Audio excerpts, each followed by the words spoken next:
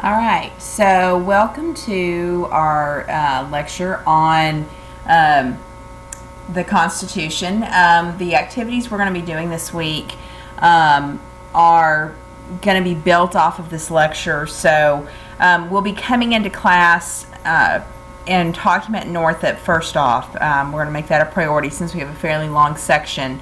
Then we're going to kind of do a little bit of background work, talking about the reasons why the Articles of Confederation were a failure. And then hopefully, if everything goes well, we'll get to be able to look at some of the issues at hand with the creation of the Constitution. Now, how far that goes, I'm not sure. It's designed to be a role-playing activity, and I'll just be honest, I'm not really good at organizing those. Maybe I'm just not creative enough. I don't know. Anyhow, so we're going to attempt to do something along those lines. That should take all of class on Thursday. Then Friday, of course, is going to be tied to NHD. And then we'll see how it went on Thursday. And then if the activity's gone really well, we may wrap it up the next week, that the first class, Monday/Tuesday. Obviously, A day, B day. You guys get what I'm talking about. Anyhow, we'll kind of see if we need to kind of finish that up the next week. If not, we're going to jump right into the other concepts that we have going on. We'll just kind of see how it goes. There's a lot of territory to cover. We've got to try to get all the way through the Civil War by the time we get really to the first week of December. So that gives me about 6 weeks to cover what is approximately 65 years. So that's a lot of territory to cover. So we'll be looking at that and just see how it kind of plays out. It's been a crazy week, finishing up the last quarter, so we'll just kind of be winging it a little bit this week, so we'll see how it goes. Regardless, you need to have, have listened to this lecture to give you the background. The discussion board that will be due next Sunday, the 25th, is going to be built off of this lecture and off of the activities we're doing in class related to the Articles and the Constitution. And this is important not just because of the fact that that this is a major point in history, but it's also a major part of the standards for the state of Texas, as well as things that'll be fair game on the STAR test, as well as new information when you guys take your SAT in the spring. As you get ready to go into your senior year, the SAT is going to tie back to some extent to these founding documents. So having a good understanding of what these are and how they work together is going to be very important. So I want us to take some time to really familiarize ourselves with this and this whole process. We certainly spent some time looking at the Declaration of Independence. Hopefully you have kind of an understanding of that. So let's get started. I have a little bit of a cold/allergy, so if I'm coughing and sputtering during this, you kind of can know why. All right, so crisis in Constitution. Where we left off was that the United States had successfully declared independence and fought for its independence and achieved that, which was, pretty amazing. Britain was the main power in the world, had the best navy, best army, and for this little upstart group of people to have successfully won their independence is pretty fascinating.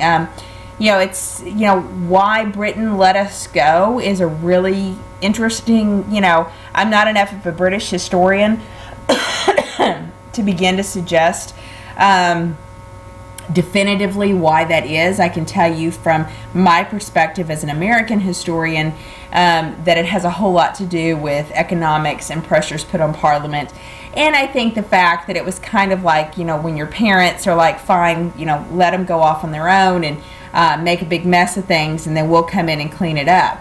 I don't think that the British ever really expected the Americans to be successful, and certainly as we watch the build-up towards the War of 1812, we'll see that is the case, and that is the final step towards the United States being independent.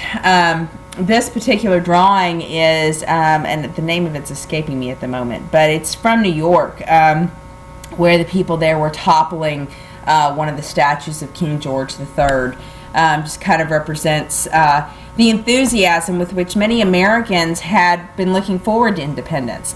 Now remember, this is not, you have on one hand this kind of perception of American society as being everybody wanted independence, and I certainly think that the momentum was going that direction.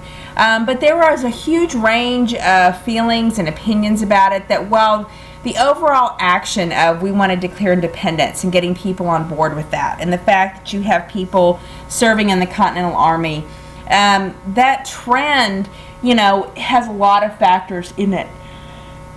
So you don't want to assume that everybody was on the same page or that everyone had the same interests. And in fact, one of the things that I kind of left you with was the awareness that part of why independence became such a driving issue for people in the American colonies was because of the way the British had alienated people, particularly those in the South and particularly merchants.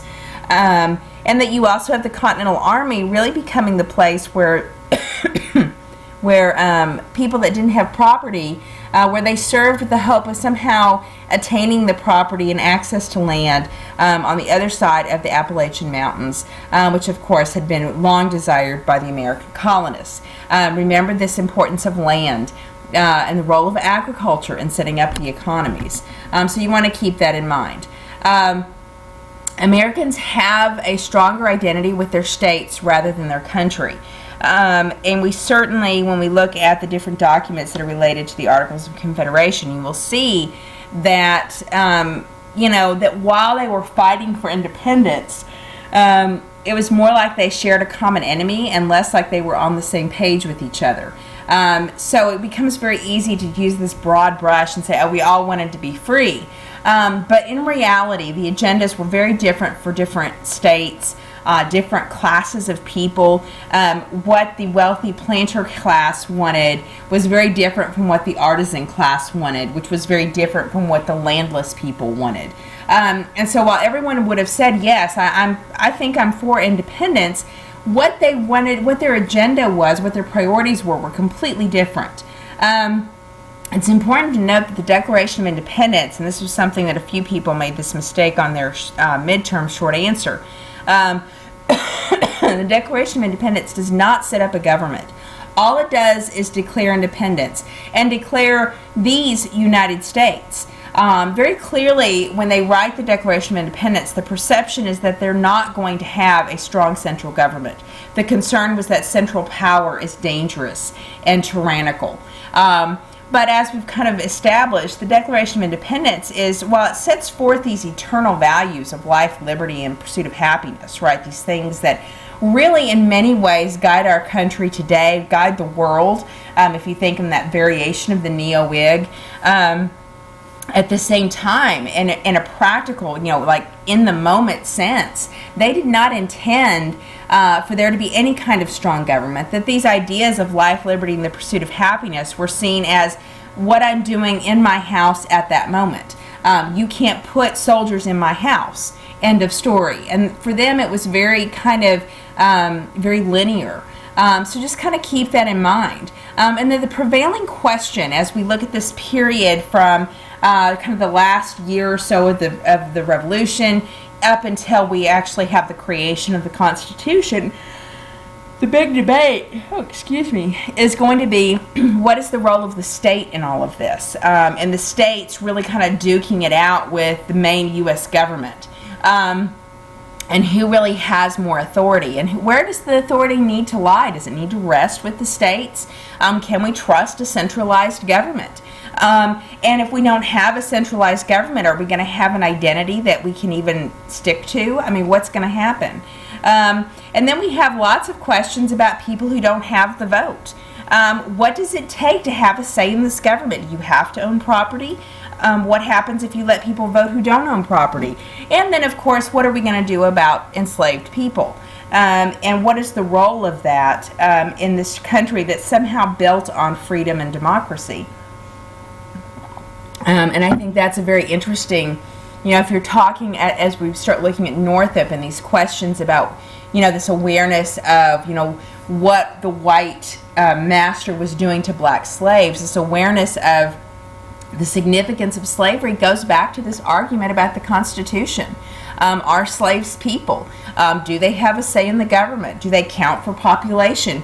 I mean, do we count cows when we're counting population? Well, no, of course not. So what is this role in counting slaves? So this is a really kind of interesting background and to understanding where our founding fathers, kind of where their heads were at, and what they knew or didn't know about the impending problems with the question of slavery.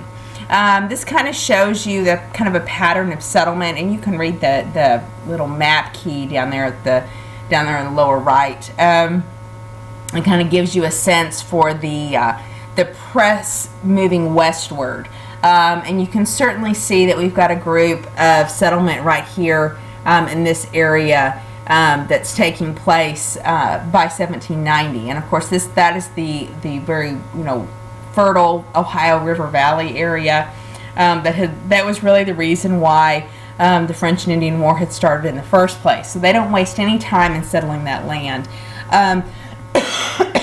Excuse me. Other territory you'll want to be aware of is kind of this area around Pennsylvania, as well as this area around Massachusetts. This is area that was, under debate by these farmers. We'll see some of the questions about kind of frustration with Daniel Shays is going to come into some of this. So you might kind of keep this map in mind as we start talking about these things farther on. First off, there's a difference between the British Constitution, which is unwritten, which is British law is based on a series of court cases and judgments, and this idea of precedent. What did the courts evaluate? How did they evaluate a law in this instance? And if they change that evaluation later on, then the understanding of the law changes. This means that the British Constitution has a sense of fluidity to it, where it's very easy to change how laws are interpreted. However, remember that the colonists, first off, their experience with colonial charters was that you wrote everything down, right? You specified up front. And if you think about the nature of colonial expansion, a lot of these were created by joint stock companies, and even the ones that were created, like the Massachusetts Bay Colony, which, was clearly designated to be a religious colony, but it also had to be profitable. I mean, if they were going to set a city upon a hill and be an example to, hey, England, you're so corrupt, we're going to show you how it's done, they had to make money. And so part of how they do this is to kind of write everything down. This is good business sense, right? And so you see that you have these ideas of written constitutions that come into the state system. And so every state has a written constitution, and it's intended to protect power. For the legislatures at the state level, and to keep the governors weak. Remember, they believe in this idea of democracy, of each person having a vote, each state having a vote. They had court judges being elected. And this works fine if you're talking about small states. If you think back to world history and talking about the Greek notions of democracy and Plato's Republic and that kind of thing. These are great ideas, but republicanism, in the sense of Plato's Republic and the Greek sense of republicanism, has to be very small. The bigger you are, the harder it is to keep everybody happy, the more contentious things are, and just really the more messy the whole process is. And that's, in a lot of ways, why our current system struggles with our representative democracy, because we're a large country now, and you've got this diversity of opinion, and yet our system doesn't always have room for that diversity of opinion. So just kind of keep this in mind. So we have these small states, right, with a focus on protection of individual rights. You do kind of see that various states, not all states, some states have pretty rigorous requirements about who gets to vote, but some states kind of expand the right to vote and lower some of their property requirements. Of course, this goes back to that lesson that Virginia learned in Bacon's Rebellion. And what we see happening is that most of these states are not even thinking in terms of a national identity. They're not even remotely concerned now that the American Revolution is over. Right, to them, that's done, let's go back to normal, let's go back to the way things were, and there's no sense of having any kind of national government or any kind of nationalized system. So you have the Second Continental Congress that finally gets the Articles ratified in 1781, and it's largely just a national legislature with representatives from each state, and the only powers that they had were that they could declare war. They could treaty with Indians, which I think is an interesting point when we get into into the 1800s, and we talk about kind of the treaties with the Indians and how we're constantly failing with that. Some of that problem goes back to the fact that initially only the national legislature could handle issues with the Indian population. They could raise an army. They could control the postal service, and they could print money if they needed it. However, they could not tax, and they could not regulate trade.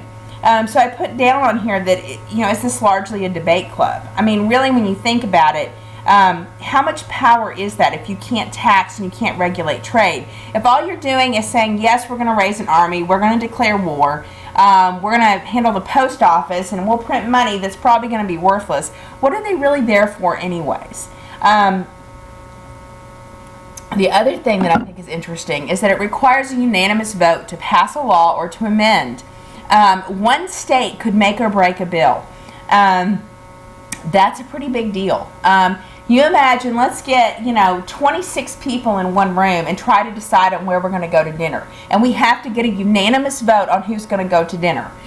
What is the likelihood of getting 26 people to agree to the same place for dinner? And I suppose that's a pretty silly example, but it would certainly be a much more complicated process. And so what you essentially have are 13 small republics and a national government that's really just kind of a figurehead, doesn't really do anything. There's no executive office, it has no power. And it's so difficult to get anything done. And let's think back to the notion of the different types of economies, the different types of colonies, the different regional identities that we've been talking about. So we know going into this that different states have different economies, have different systems, have different values. What's important in New York is very different from what's important in South Carolina than what's important in New Hampshire. And so we've got all these different ideas going on. So how likely is it that everyone's going to agree? And so this is a huge problem for the Articles of Confederation. We get the Ohio Valley, the Mississippi Valley, calling Americans across the Appalachian Mountains. And the issue was, though, you've got forts that are manned by the British. You've got forts that are manned by the French. You've got the Spanish around there. You've got European powers that are stationed all along the Mississippi River Valley and around the Ohio River Valley area.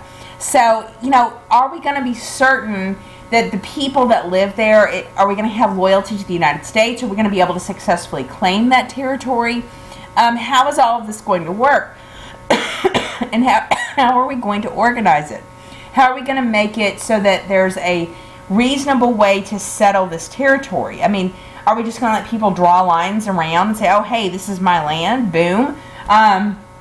That's not going to be very good, right? Because then you're going to have land speculators, you're going to have people competing over that. And if the whole nature of land expansion is I want property so I can make money and so I can have a vote, if you can't solidify ownership and prove ownership, then that kind of makes claiming land a whole different proposition. So they have to come up with a legitimate reason, a legitimate method to assign land to certain people. And so this is a huge deal when we're talking about Western expansion. And this is really the only power that we're going to see that the national legislature really has. And this map, I kind of showed you this the other day in class, with all the different territory that's being claimed by other colonies. I mean, it was a huge land grab. This was a major problem, right? Different colonies trying to say, oh no, I want this great big area, even though it wasn't contiguous. And you can see how greedy Virginia was, trying to make sure that it was the biggest state around. So I think that you've got to remember this land motive, this economic motive that's driving this western expansion. So you're going to see that states are claiming their territory. You've got these issues, states that are the ones that have access to kind of that western territory. They have these really fluid boundaries. They're constantly changing them. Whereas states like, say, Maryland are landlocked, right? They don't have any room to expand. And so you're immediately going to have a problem. And I think I incorrectly told you, I think back when we were talking, that it was Rhode Island that held up the Articles of Confederation. It was Maryland that held up the Articles of Confederation. But it was the same principle, right? That they were upset that Virginia and Georgia and South Carolina were grabbing territory way far out west, and here they are landlocked, and there's no way for them to grow. There's a strong concern that they're going to become these powerless little states. And remember, they're constantly paranoid about tyranny and some big power taking everything away from them. So you have Maryland refusing to ratify the Articles until the Western Territories are guaranteed to be part of the national domain. What that means is that the Congress is going to be in charge of the Western Territories. They're going to have this line that they draw, and they're going to say, okay, Virginia, this is the size you are. And what happens west of here is up to us, not up to you. And that's really the whole issue. So this is, and if you go back to the previous map, if I can get it to come back, you can see what I mean, right? That you had Virginia trying to lay claims to all that territory, and Maryland saying, whoa, wait a minute, this isn't fair. So all that area there in the purple is going to become part of the national domain.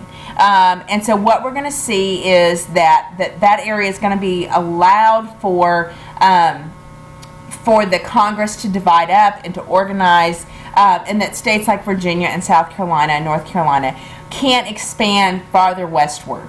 And so I think that's very important. So you start to have more middle-class men in the state legislatures. You start to have the influence of the Western Territories. So you also kind of have this issue of a very contentious state legislature in this process. So once we we settled the territory, so the territory question's gone away. But as they've kind of expanded suffrage for some of these guys, what we see is that the state legislatures become they're very stalemated, right? They can't really get anything done. And so some of this idea of strong leadership by these wealthy individuals that we kind of saw in the Second Continental Congress, that kind of begins to fall away. And so what you're going to see is that there's this conflict between these men that have belonged to the Second Continental Congress, that are kind of part of this national legislature, and the identities of these smaller state legislatures. And these smaller state legislatures, there's all these shifting alliances, and it's very messy. And issues are focused at the local level. They're not concerned with the national level. And this becomes a problem even towards the end of the Revolutionary War. Some of the documents, if we get a chance to look at them all, talk about the fact that you've got soldiers threatening to mutiny. You've got soldiers demanding payment, soldiers that don't have enough food and clothing, and yet the state governments are too busy arguing amongst themselves to respond to the needs of the Continental Army, which is an army that's fighting for their independence, right? Which they won't even have anything if the army's not successful. So this is part of that fracturing, and I kind of alluded to this when we were talking about the American Revolution. So some of what we're going to see with this issue with the Articles of Confederation is that you have kind of this group of men that have been the driving factor behind, say, the Declaration, behind the Second Continental Congress, that are very concerned by this shift at the lower levels of politics. And that's going to be a big question. Northwest Territory, Ohio, Illinois, Minnesota, and Wisconsin, they create the Northwest Ordinance of 1785. The land's is going to be divided into future states. They create these lots. Actually, Thomas Jefferson has a whole lot to do with this. The cost of the lots are very high. This ends up inviting a lot of land speculators. And then later on, you have the Northwest Ordinance of 1787, which is going to allow Congress to hold territory until there's enough of a population to create a state. The Northwest Ordinance of 1787 is very important because this is the way we create states into the 1800s. Where basically a territory is under the control of Congress until you have enough population, and then you can begin to write your own constitution, and then you can become a state. So you have this nice, neat little process. Notice that it ignores any claims by the Indian population. They are not factored into this, okay? Congress is not paying any attention to that when they draw these nice, neat little squares of the Northwest Ordinance. They're not concerned with what Indians are living there or who, what Indians might have claimed to that territory. And like I said, these lots tend to be kind of expensive. So it's going to tend to encourage land speculators who can gather up, get enough resources together to buy huge sections of land and then turn around and sell it for a profit. And I think it's very important to keep that in mind. This kind of runs into a conflict since Thomas Jefferson's original idea for the Northwest Ordinance, with this whole nice, neat little, let's draw squares and all this kind of stuff, is that this would be a way to provide land ownership to all these people that were demanding land in the Continental Army. Except because they don't want to establish any limits as far as land speculators, they don't prepare for that. And so that's why it very quickly becomes a money-making enterprise. Of course, I would suggest that part of this is because a lot of the guys in the Second Continental Congress, or the National Legislature, these guys are part of the land speculators, right? Many of them are included in this process of buying up extra land and that kind of thing because they kind of have some inside knowledge. I'm being a little cynical there. I don't think everybody was, but certainly you have a percentage of the people in the National Legislature doing that. We also see that African Americans, who were 20% of the population in 1775, focused highly in the South, right? And we have this problem with republicanism, right? We've talked about life, liberty, and the pursuit of happiness, and this question that some people interpret that promise as being one thing and other people interpret it as being something else, right? You've got people that interpret it literally as, hey, this just has to do with King George. And then you have people that look at it as kind of a bigger thing, which, how can I hold people as slaves, right? And so you've got this whole issue of, does it count to own another human being? So these are very, very interesting questions that come out of this Declaration of Independence that I think one can argue was not necessarily intended when Thomas Jefferson wrote it. We've mentioned this before, that the Upper South, Virginia, Maryland, had begun to limit some of the slavery because it was not nearly as profitable as it had once been, right? Tobacco's playing out the land. They're transitioning to wheat, so they don't need as many workers, laborers. And so they begin to make it easier for people to let slaves go, so that way they can ease their conscience. Also so they don't have dependents, right? If you have slaves, these are people that are dependent on you. So in many ways, if you have a plantation that's transitioned to wheat farming, and you're not making near the money that you were with tobacco, you don't want to have dependents. You'd rather set people free and let them go fend for themselves. So some of this was because of these ideas about democracy and freedom and the self-evident truths and all that kind of stuff. But some of it was much more economic, right?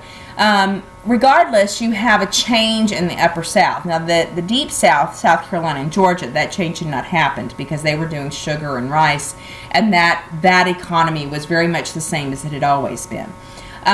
You have the North gradually ending slavery because it was not economically dependent on that. You have several states, I think it was New York, that had kind of a gradual emancipation that begins to start in the 1780s. And it takes a couple decades before a certain generation that's born is then born into freedom.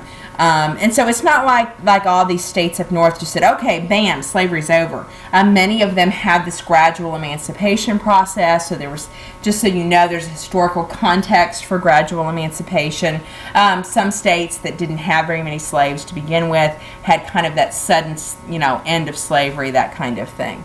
And so you certainly have that becoming becoming a factor. Mum Bet, I've mentioned her before. This is a woman that sues for her freedom, using the Declaration of Independence as a reason for why she deserves to be free, that it's incompatible, that slavery is incompatible with the values of the United States.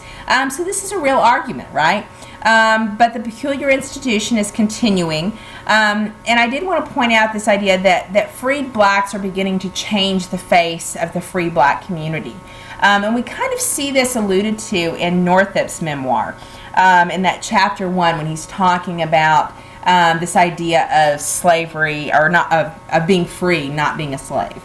And you kind of see where the notion of a freed black community is really a powerful thing. And you have a number of freed black communities that are very powerful, not powerful necessarily, it's the wrong word, that are very significant up north. You have the founder of the African Methodist Episcopal Church, the AME churches. He becomes very, very strong. There's a very vibrant freed black community in Charleston, South Carolina. You've got, in pretty much every major city, you're going to have, even the ones in the deep south, are going to have a freed black community. So I don't want you to think that there were no freed blacks at the turn of the 19th century. You had a significant minority, and they were a powerful movement. This is a painting depicting kind of the religious movement. Religion is a big part of the freed black community, and the AME churches indicate that, where you have black ministers who've been converted to Christianity, and they build these churches, and they really become the center for that freed black community, and really kind of not just only the spiritual center, but the political center, the social center, the cultural center, everything about the freed black communities built around the church. And so this will be even more as we start talking about the black church, especially when we get to the civil rights movement. You'll kind of see that trend come up again. So I just kind of wanted to point that out. We don't really have time to go into much depth about the free black communities, but they're really quite fascinating, and how they thrived in spite of how they thrived in the Deep South. In spite of slavery, and especially the farther into the 1800s we get. When you get to the 1800s and you have freed blacks up north and how they resist the fugitive slave laws, that's a very fascinating story. So there's a lot of interesting kind of subculture going on. But back to our dominant issue, which is the fact that we've got a country that's coming out of a war. And we've got this issue about Constitution and how government's going to function. And we've got a major economic crunch, right? And we talked about that everybody needed the war to be over. Britain needed it to be over. The United States needed it to be over. They had tons of raw materials that they needed to sell to Great Britain. While you had an increase in domestic manufacturing, the United States is still primarily a raw materials economy. And so we need to start trading with Great Britain. However, what's going to happen once the war's over is our market's going to be flooded with this stockpile of British and French goods that they hadn't been able to sell because there was a war going on. So you're going to have us selling raw materials in large numbers, but remember, that's going to lower the price because now there's no longer a scarcity. The market's being flooded, right? And raw materials are always cheaper than the finished product, right? Because the finished product is going to cost more. So you've got raw materials coming out of the country. The price for that's going to fall. You're going to have foreign goods coming into the country, for foreign finished products that are going to drive out the domestic manufacturing. And this is going to create a ton of problems. The debt by individuals is going to be significant. Remember, one of the agreements with the Treaty of Paris is that the British can collect their debts. So this is a big deal. The United States government has been printing all this paper money. They have a huge debt. You've got soldiers wanting their back pay that they haven't been paid. And the Congress is running around begging the states, help us. We've got to pay back our debts. And the states could care less. They are not even remotely interested. So you've got some states like Virginia that are actually doing very well. That they had controlled their economy and they had kind of mixed their economy a little bit, so they're not being hurt by this end of war recession. And they want to stop the inflation that's happening because of the printing of money. And so they want what we call specie-backed currency. Specie-backed currency is currency that's based on silver or based on gold, some kind of precious metal that's actually worth something, right? So I can take my dollar to the bank and I can get $1 worth of gold or $1 worth of silver. So you've got some states that are very economically sound. They want specie-backed currency. They're doing well. So they don't want to have to play this game with the U.S. government and risk creating any kind of inflationary system. Western territories want more paper money because paper money kind of eases the crunch, because you can sell your product for a ton of money and try to pay debts off with it. Now, you do have an inflationary cycle that kind of comes into that, and that's going to be a little bit of an issue. But still, farmers, and this is something we'll see farmers always want, which is they want easy money. Not easy money in the sense of, gambling, but easy money in the sense of that money that's not backed by anything, money that can be printed, that's inflationary, if you will. And so they like that. Artisans and manufacturers want more regulation. They want a more stable economy. So immediately we've got this conflict between merchant interests and farmer interests. And the state legislatures are where this is going to really be fought out.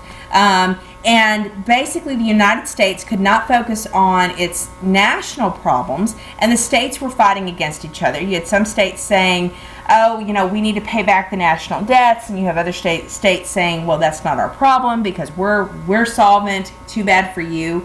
Massachusetts was one of those states that was not solvent.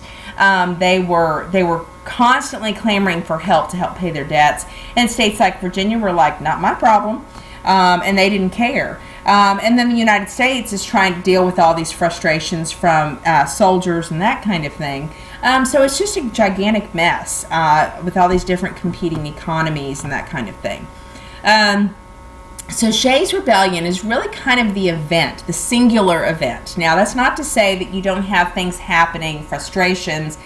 I've kind of tried to illustrate, probably not very well, that you have a lot of conflicting interests between competing state interests, this problem with the national identity. You've got this issue over Western territories and land speculators, and you've got this flooding of the market with foreign goods, and you've got raw material prices because the market's been flooded with raw materials. And so you've got all these different problems going on. And it all kind of comes to a head with Shays' Rebellion. And it's Shays' Rebellion that historians agree is the thing that causes all of the states to go, wait a minute. I mean, it's kind of like that cold water that wakes everybody up, where they go, oh, we need to do something, because otherwise this is going to turn into a gigantic mess. So you have this issue with Shay. Shay was a farmer, former captain in the Continental Army. He was from Massachusetts. Farmers in western Massachusetts were horribly in debt. Remember that farmers produce raw goods, like wheat or whatever they're growing, and because to some extent they're subsisting, and they feed themselves, but they have to go to the merchant. They have to buy some stuff from the merchant, and if they're not able to sell their stuff because a war is going on, then what you see is that they're in debt to the merchant, right? Well, then the war's over and they start selling their product, except because everyone's selling their product, the prices are too low, and they're not making enough money to pay back their debts. This becomes especially true as you start looking at taxes, because remember, the states can tax farmers, so the states are taxing people.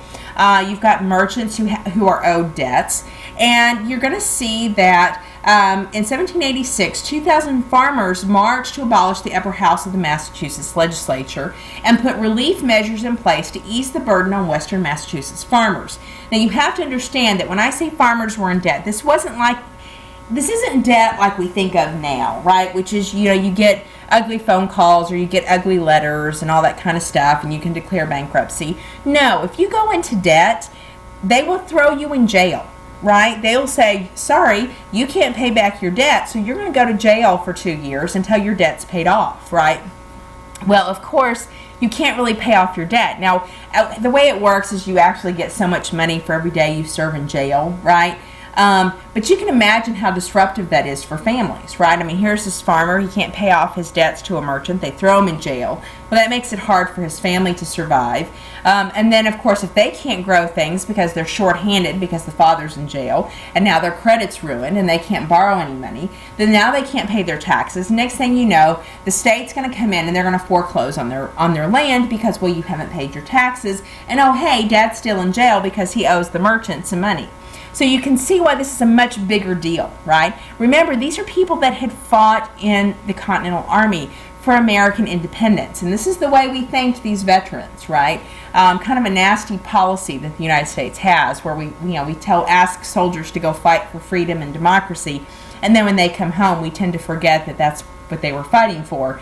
And we don't treat them very well. And certainly you can see that with the current Veterans Administration and some of the more recent scandals. So anyways, you get this angry group of farmers who are led by Daniel Shays, right?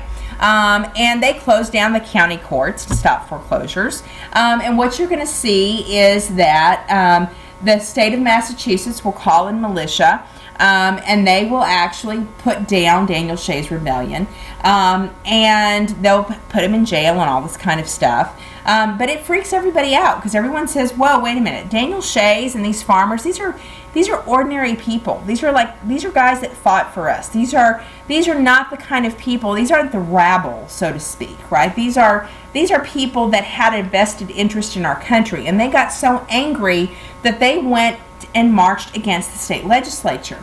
And that you have this problem that the state legislature in Massachusetts and the Congress, neither one, they couldn't address the issues of the farmers and they couldn't address the issues of the creditors. We've got these competing interests at play, and the government's unable to do anything to protect these interests. If you end up with a rebellion with a bunch of farmers marching on the State House, then what you're going to have is chaos. And that doesn't serve the creditors and the merchants very well. At the same time, it's bad for government.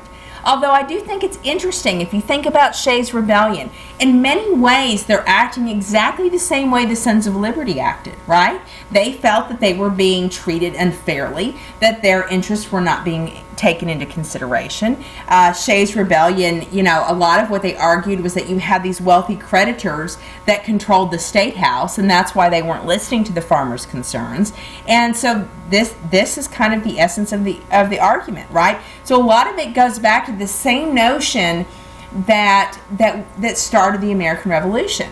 And I think it's fascinating that what you see is that this group of people that had provided this intellectual foundation for the American Revolution, when they look at Daniel Shays and this idea of revolution and rebellion is being focused at these state legislatures and kind of this frustration at the state level, they say, whoa, that's too much, right?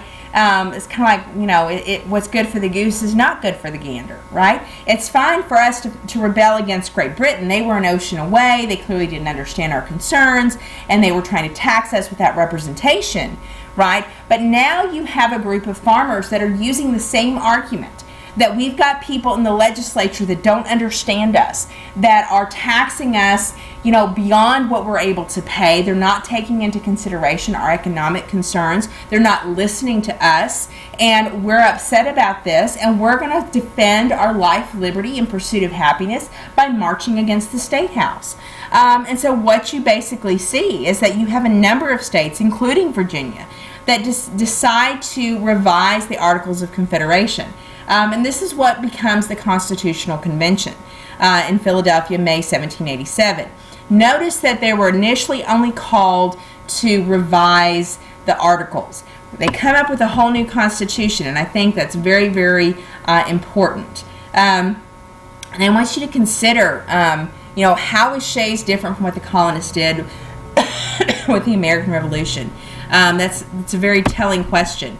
That you see these delegates that meet for the Constitutional Convention, all except Rhode Island. This is where my Rhode Island brain fart came from. Get together. They have secret meetings, like it's hot, right, in Philadelphia, but they keep the windows closed because they don't want anybody to hear it. So you get these 55 delegates from all the states except Rhode Island. Most were very young, These are wealthy individuals, merchants, planters, lawyers. George Washington is the president. Thomas Jefferson is overseas in France. John Adams is overseas in England, so they are not present when they're writing this Constitution. But you have James Madison as the primary framer, and he's the one who takes notes, so we know what happens. George Washington is the president, so he's very clearly adding this air of authenticity. And I think it's very telling that all of these guys recognize the need for a stronger central government. In light of our current political environment, right, where people are hate on the idea of a stronger central government, I think George Washington would look at that and say, well, you need a strong central government. That the idea of abolishing a centralized system is madness, right? That leads to chaos and anarchy, and we don't want that because that's not good for business. Business likes stability.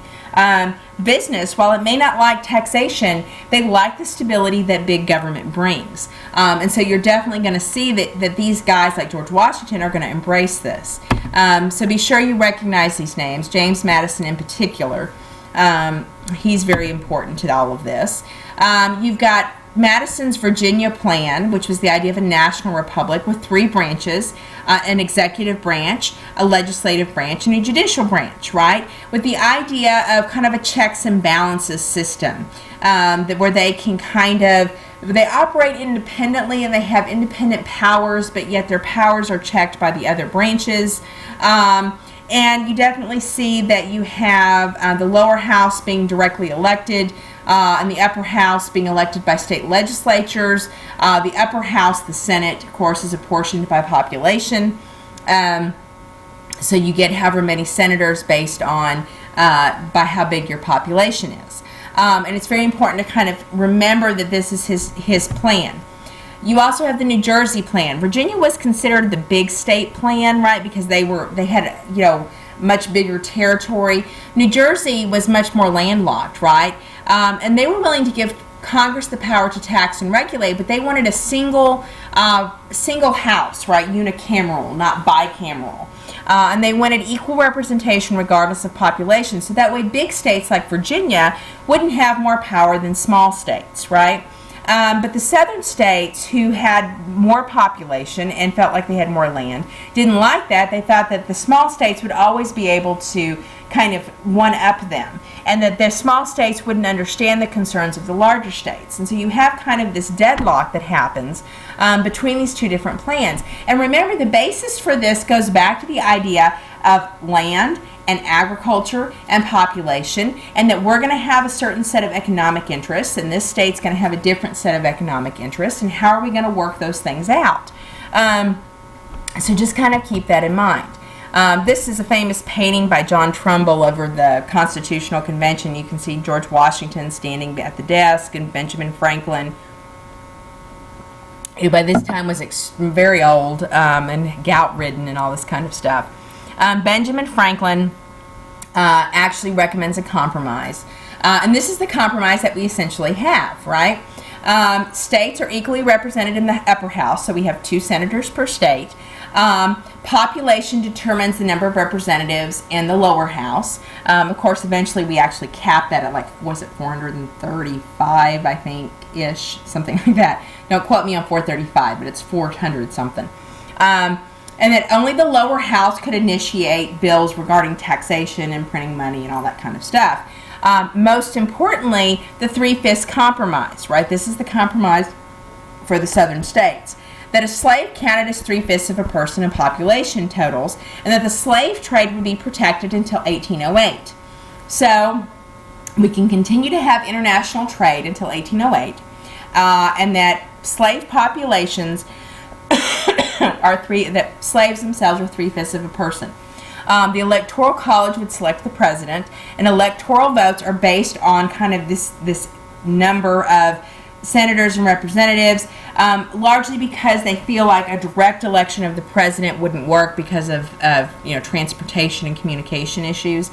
So this is where the notion of the Electoral College comes in. So when you have modern complaints about the Electoral College, people say that the Electoral College is outdated because we no longer have the transportation and communication limitations that they had in the late 18th century. And that is somewhat true. I don't know that I feel strongly one way or the other. I do think, if we got rid of the Electoral College, one thing that it does is it gives states with more population a little more pull. And when you think about that, states that have large cities and, large urban centers that are the seat of, business and all that kind of stuff, shouldn't their interests be protected? It's great to have farmers be represented as well, but, what's going to concern farmers in Wisconsin may not be the thing that's going to concern people in New York City or in DFW or in LA. And shouldn't those large population areas be able to have a little more pull in who the president is? So I don't know. There's a couple of ways you can look at that. But this is what we see as the compromise. And I think it's fascinating, this 3/5 compromise notion. Obviously, when they do away with slavery, then this 3/5 part goes away. But until slavery is abolished, you do see this notion of 3/5 of a person. And so, I don't know. What does this tell us about what the Founding Fathers thought? Historians are still arguing that. What does it mean that they set the limit on the slave trade in 1808? Understand that England there was a strong movement led by Wilberforce to end the international slave trade. There was a lot of pressure in Great Britain and Parliament to do that. You had the French Revolution and the freedom of what becomes Haiti, right, as a black republic.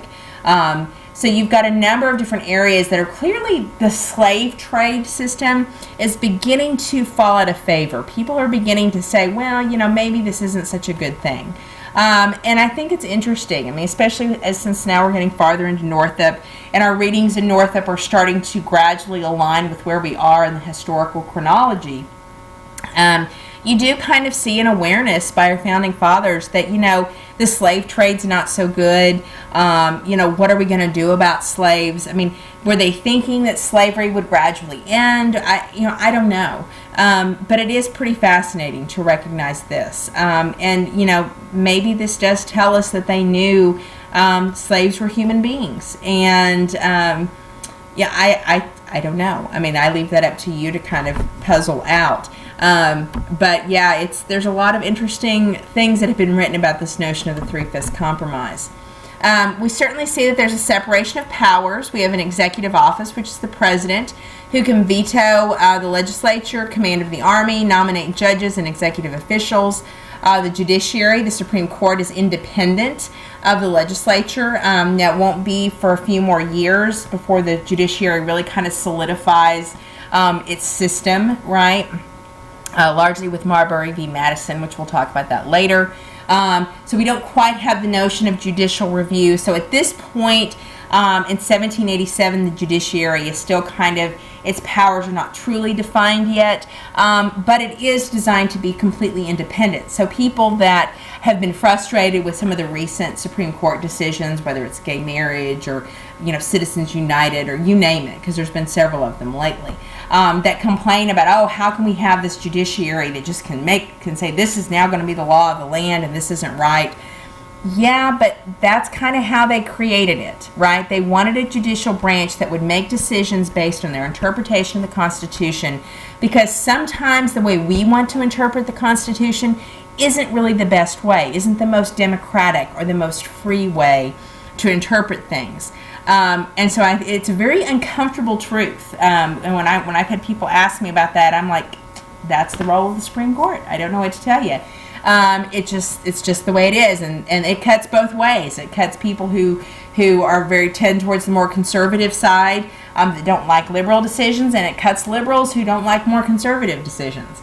So I think everyone can be pretty equally unhappy. Typically, over the course of history, the Supreme Court tends towards the more conservative side. So just kind of throwing that out there.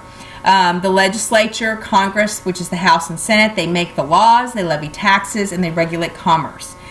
State legislatures cannot print money, they cannot collect trade duties, and they cannot conduct foreign relations. So this resolves a lot of the problems that we saw happening with the Articles of Confederation. Notice that the delegates were charged only with revising the articles, not writing a new constitution.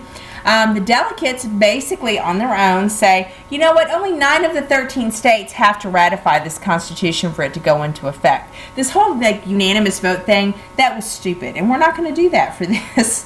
So I think that's kind of interesting.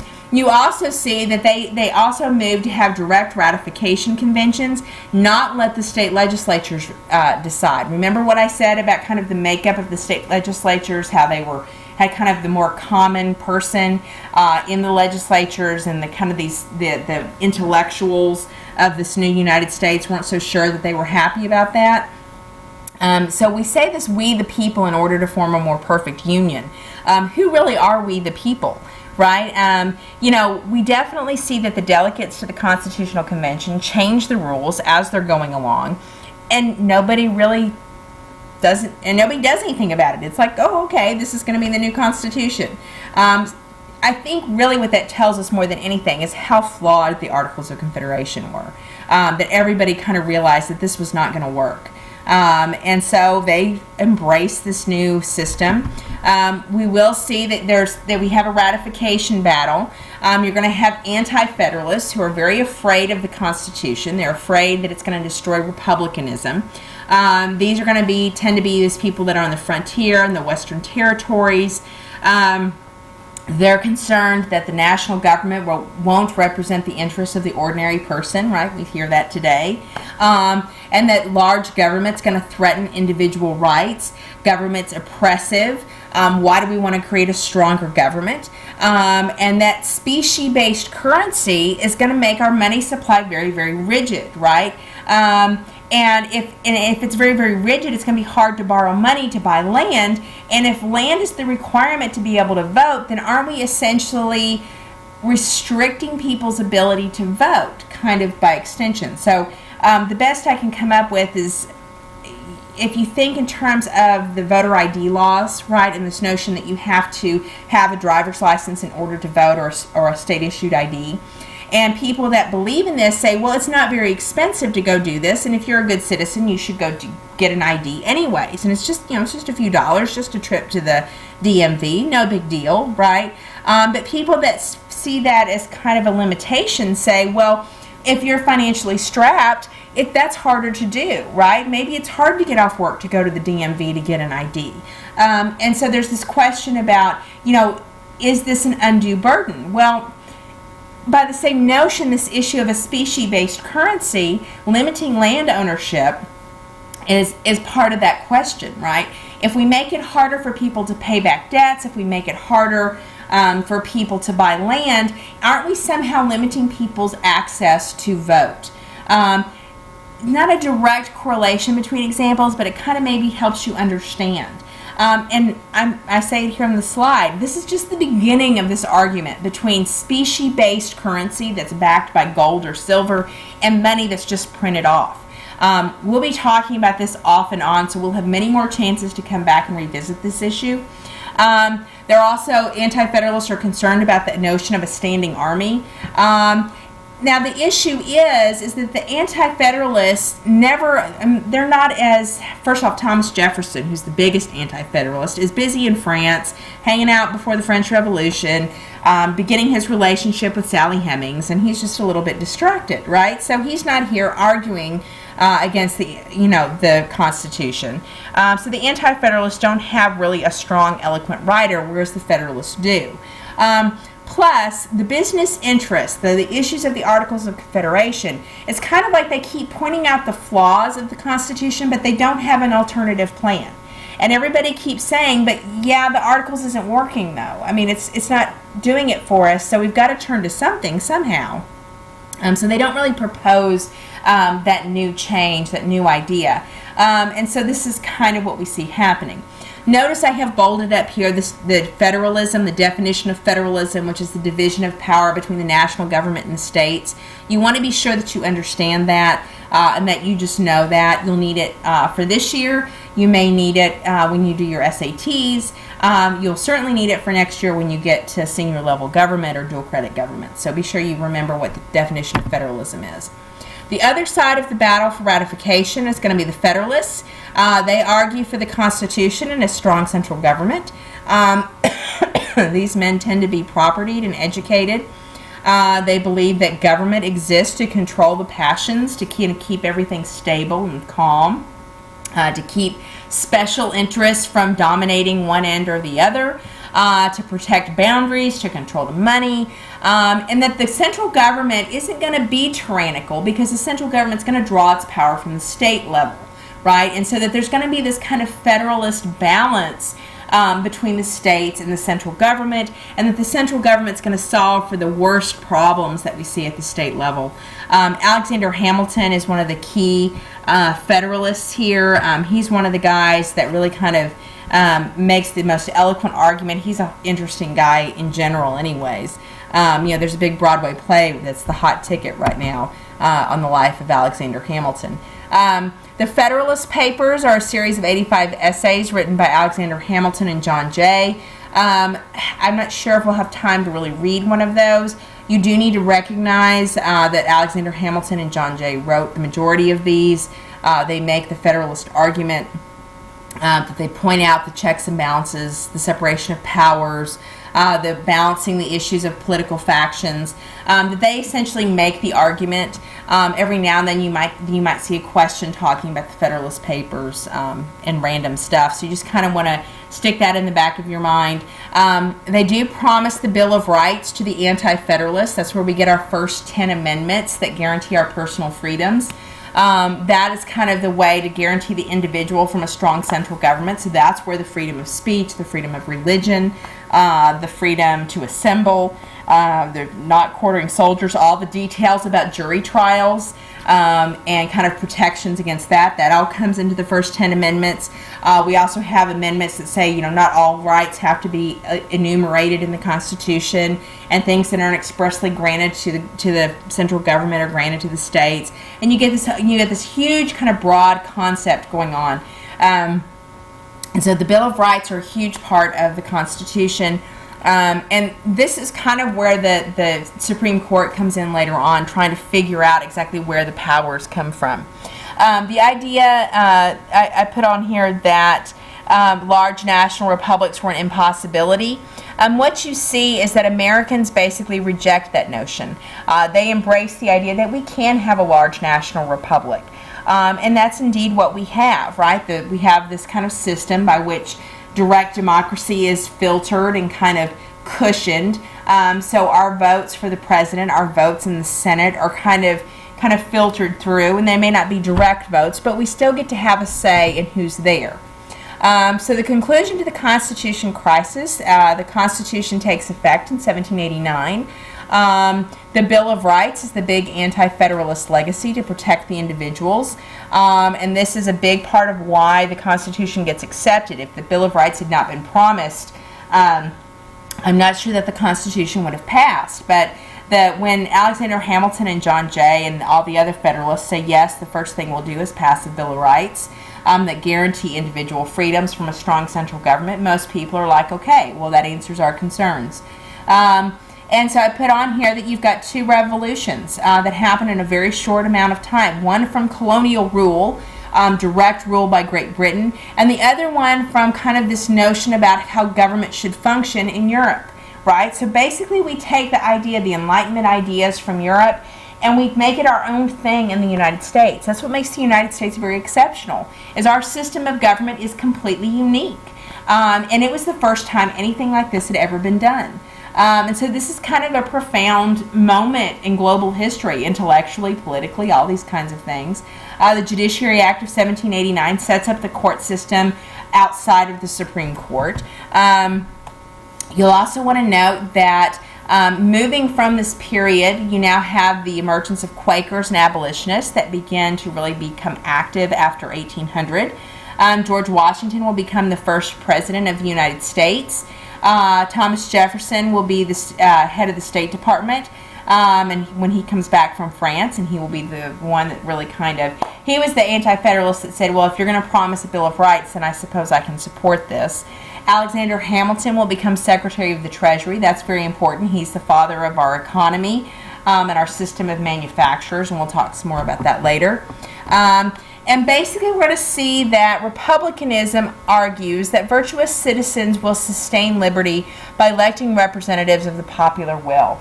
This notion of representation, people that go to the government and represent the interests of the common people.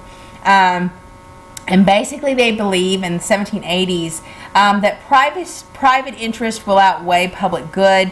And that we have to have a government that's going to stand up for public good.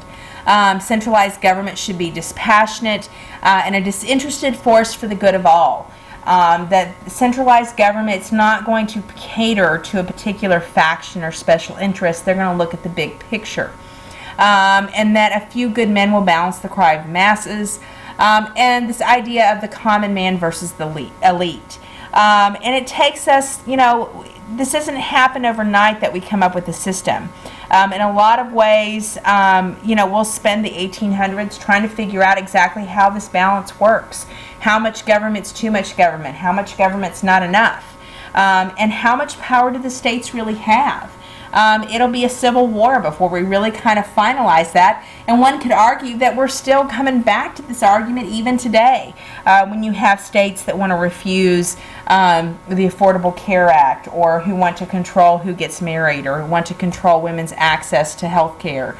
When you're talking about those issues, this is a state versus federal government issue.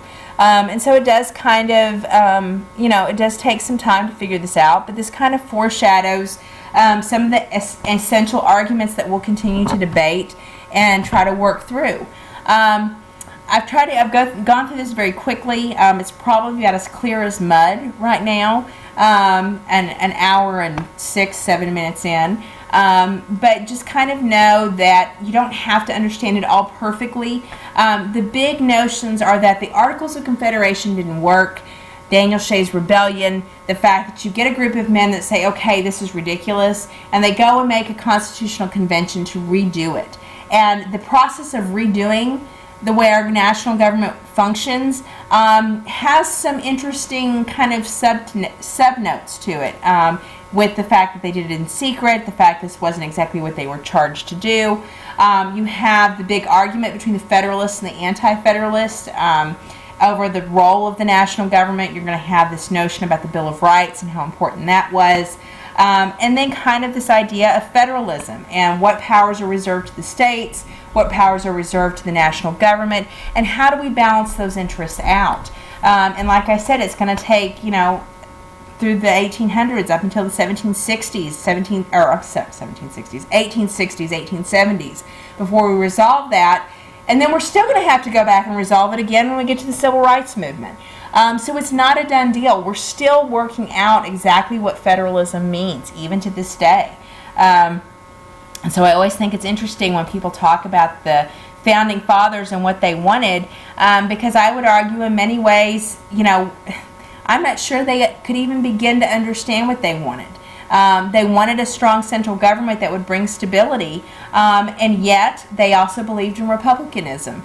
And that is not a nice, neat process. And so anyhow, this is kind of the foundation for the system. I am planning on having you read the Constitution and the Bill of Rights for the discussion board. I will try to get that linked up and shared with you here in the next couple days. So hopefully by the time you get to Wednesday or so, you can look at that. And your discussion board question will be based on kind of the nature of this lecture, as well as what we've looked at as far as documents. This is pretty fast and furious. Like I said, ideally we would have time to read the Federalist Papers, or really kind of dive into this notion about federal power versus state power, but unfortunately we just don't have time to do that because we've got to get moving on towards the Civil War so we can understand exactly what's happening. So anyways, like I said, this is probably clear as mud, but so if you have any questions, please ask me. I hope this will help you have intelligent thoughts and questions as we're doing our activities in class this week, and we will talk to you later. Bye-bye.